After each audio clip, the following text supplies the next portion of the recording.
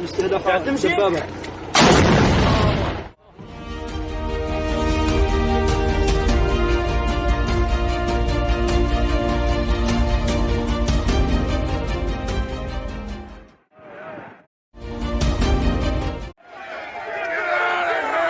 journalists in Washington, the year started with the storming of the United States Capitol in January. Then, a pro-Trump mob tore down barricades and attacked journalists in their gear. That violence against journalists followed a summer in which millions protested the police killing of George Floyd, and police clashed sometimes violently with protesters and press. So Georgia law enforcement officials and the Georgia chapter of the Society of Professional Journalists, or SPJ, saw the opportunity for a teaching moment. What we have here is a protest situation where police are needing to diffuse the protesters. They're entering an area where they shouldn't, or things are starting to get violent and they need to. It's no longer peaceful. I'm here live on the scene of a protest. Former president of the Georgia SPJ, Charlotte Norsworth, appears in this training video as a reporter before a mock crowd of protesters hostile toward police.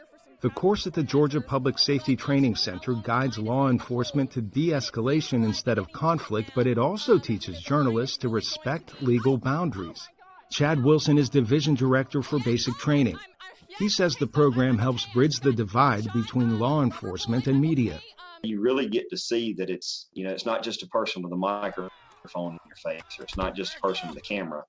From our perspective, they're human beings just like we are. And then from the media perspective, I think it's also important that they got to see that, there's a human being standing behind that shield wearing that helmet.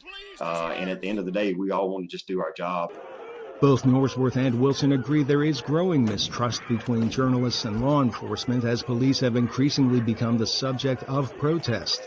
Still, both are quick to call this training a well-received step in the right direction.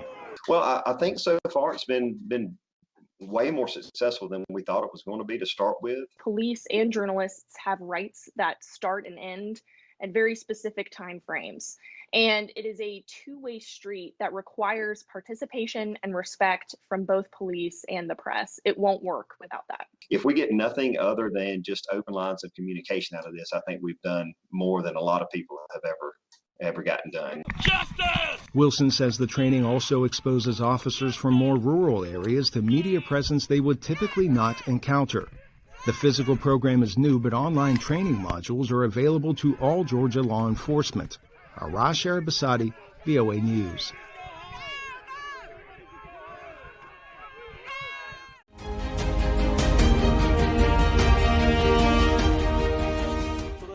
استهداف دبابة